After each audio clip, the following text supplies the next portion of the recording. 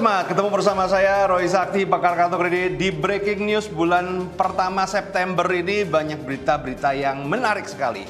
Tapi sebelumnya silakan Anda subscribe dan Anda share ataupun nyalakan loncengnya ya, karena apa? Setiap minggu saya akan mengulas berita-berita terutama seputar kartu kredit, finansial dengan ya kesayangan komentarin lah. Kadang bener, kadang nggak bener, kadang komentarnya serius, kadang juga ngaco juga ya.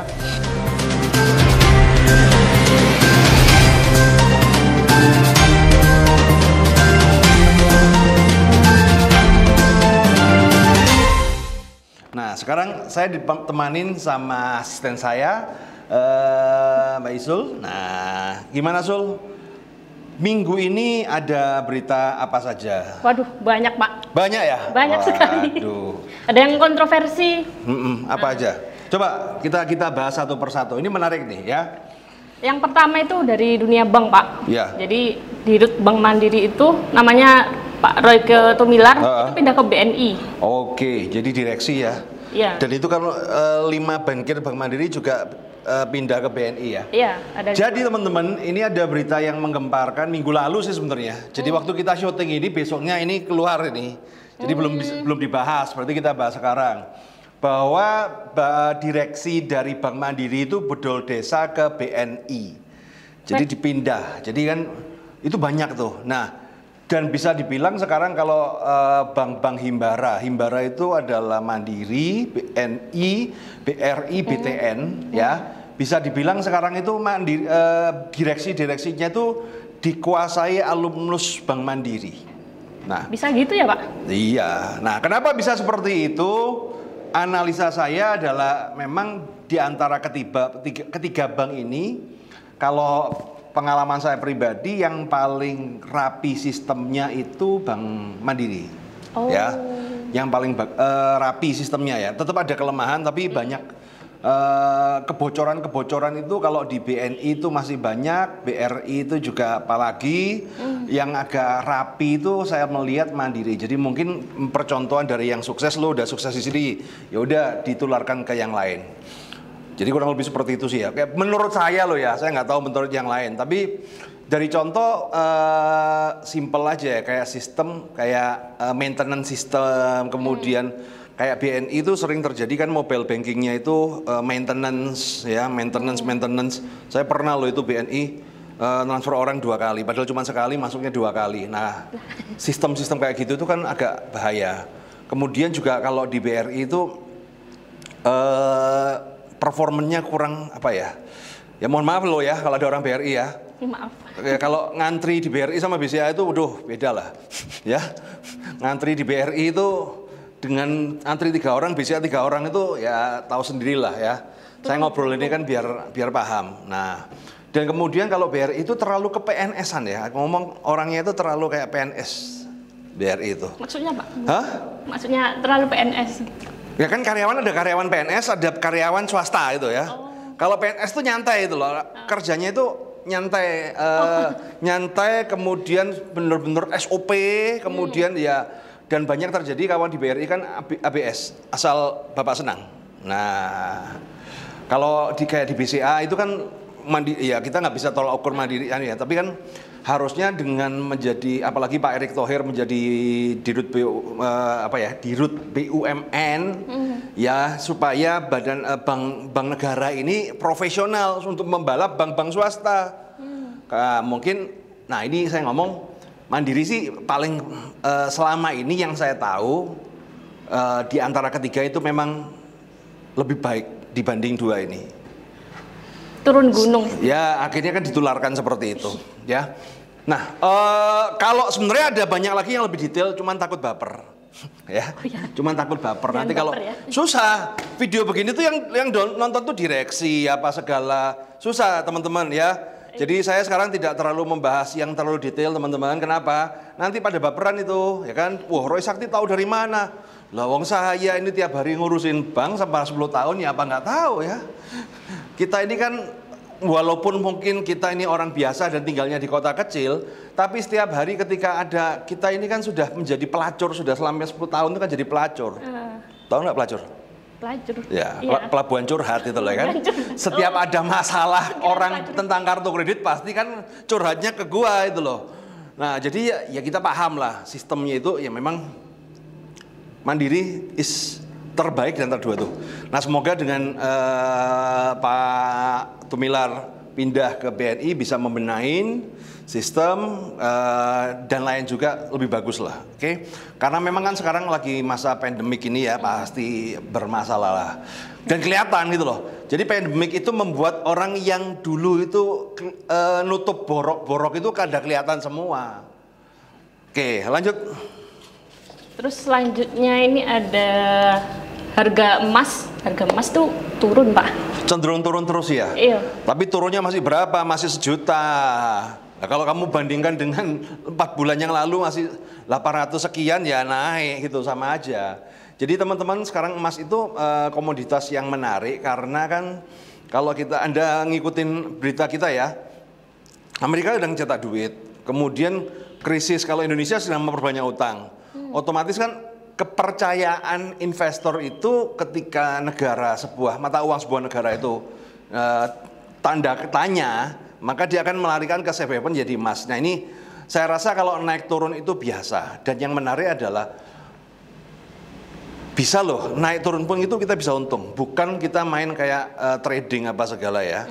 Nah saya ada kelas namanya GCH, jadi Gold Cuan Hunter ya, GCH. Ini saya ngajarin teman-teman bagaimana caranya bertrading emas fisik ya.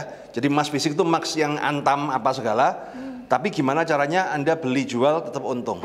Di harga berapapun naik turun tetap untung. Tetap untung. Tetap untung. Terbukti alumni-alumni kita kan kita udah pernah bikin kelasnya itu pas pandemi kemarin. Alumni-alumni kita beberapa marketplace kita udah nguasain, bahkan tokonya sampai levelnya udah gold 4 apa berapa gitu ya. Penjualannya gede. Nah, bagi teman-teman yang mau belajar tentang emas, bisa di situ belajar. Nah, berarti pandemik gini masih menguntungkan, Pak? Masih menguntungkan. Nah, gini loh, teman-teman, Zul. Kenapa banyak orang itu invest emas itu rugi? Karena mereka invest emas, mindsetnya adalah user. Ya, kamu punya uang, nabung emas, beli emas di toko emas, betul ya?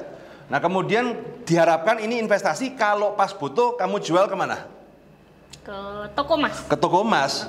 Biasanya harga beli sama harga jual tuh anjloknya luar biasa. Kalau nggak ngerti caranya gitu loh, ya lempar pegadaian apa segala nggak ngerti caranya.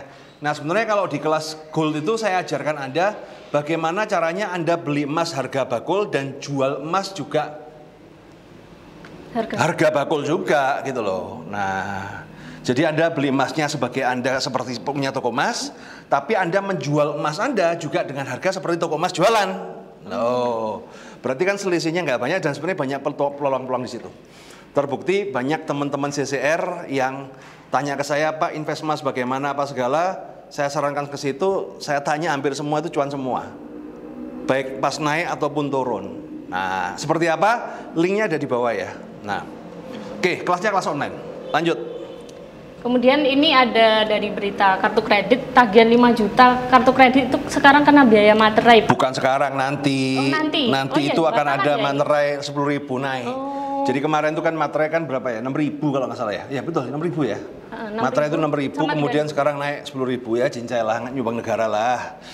Kamu nak tren 6.000 zaman kapan? Kamu SD aja masih 6.000 itu sudah itu kan. Nah, harga pentol aja berapa sekarang? Nah, 10.000. lah ya 10.000 itu. Nah, dulu pentol 1.000-an. Oh iya. Tahu pentol enggak? Bakso. Nah, oke, lanjut. Kemudian, oh ini menghebohkan nih, OJK dibubarkan. Ya, jadi itu wacana OJK dibubarkan mau kembali ke Bank Indonesia. Jadi gini, saya cerita sebelum zamannya Pak SBY atau Pak Jokowi ya. Pak Jokowi kalau nggak salah, Pak Jokowi. Dulu itu cuma ada Bank Indonesia, kemudian di-split jadi OJK. OJK untuk ngurusi perbankan. Nah sekarang mau wacana dikembalikan lagi ke Bank Indonesia yang mau ngurusi perbankan. Kenapa? Karena kena kasus salah satunya yang mengguncang Indonesia adalah dengan kasus Jiwasraya itu. Ya kasus yang apa? Dinilai Komisi 11 menilai bahwa OJK gagal mengamankan tugasnya. Kan otoritas jasa keuangan mengawasi keuangan. Tapi kok bisa kok bisa gagal dengan Jiwasraya itu kasus. Ya untungnya ada pengalihan isu kan kena corona. Coba kalau pengalihan isu nggak ada tuh Jiwasraya itu luar biasa, itu triliunan itu uang negara hilang itu. Nah akhirnya kan mengembalikan fungsinya ke Bank Indonesia. Saya sih kalau dari level kita sebagai seorang user ya, mau tetap di OJK, mau tetap di Bank Indonesia, nggak ada urusannya, sama aja sih gitu loh. Toh angsuran ya tetap dibayar, telat kita tetap kena denda, dilunasi duluan kena penalti. Ikut alur. Ya sama aja toh. Iya. Apalagi kita yang dunia perhutangan ya nggak ada diharus. Emang kalau yang megang itu Bank Indonesia kemudian telat nggak dikasih denda kan ya nggak mungkin juga toh. Jadi kita nggak usah kepo urusan itu. Ini biarlah urusan elit-elit politik yang mungkin sedang perebutan kekuasaan kayak sinetron-sinetron gitu ya. Mungkin kayak begitu. Oke, lanjut. Oh ini Pak, mengerikan ini, Indonesia di lockdown 59 negara. Wah luar biasa. Akhirnya Indonesia menjadi macan Asia. Kita menjadi negara yang ditakutin banyak negara. Ini kan cita-cita Pak Prabowo itu terbukti sekarang bahwa Indonesia itu sekarang ditakuti banyak negara karena penularan lockdown itu ya. Jadi ya seru ya. Bisa dibilang sekarang itu Gak bisa traveling loh Pak. Suara-suara bahaya itu 17 orang karyawannya kena positif semua loh.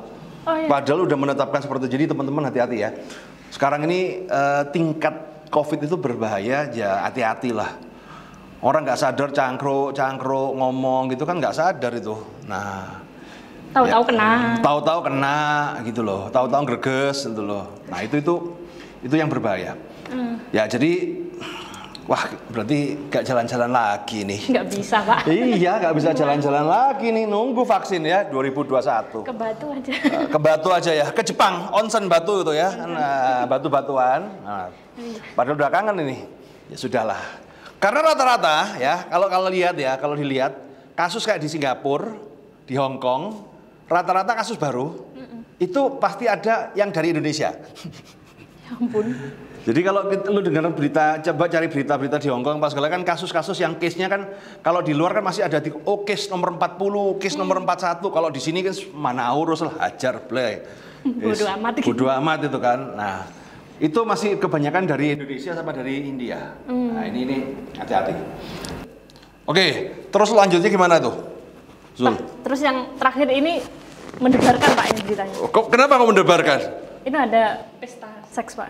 Waduh. Tapi yang lakuin itu gay dan sudah beristri Pak. Waduh. Ada 56 orang. 56 orang iya. Pesta seks. Terus apa hubungannya sama saya itu tanyaannya? Loh. Minta pendapatnya.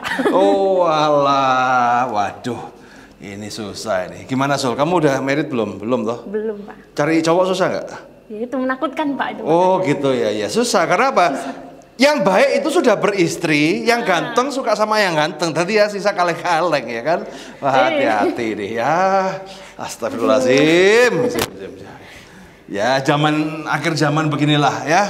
Itu apalagi kalau dilihat beritanya adalah kebanyakan sudah beristri. Jadi kamu hati-hati kalau besok calon suamimu itu tidak minta jatah seminggu sekali.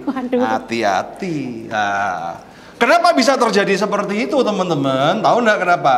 Rata-rata itu istrinya kereng-kereng. Papa, jangan main cewek.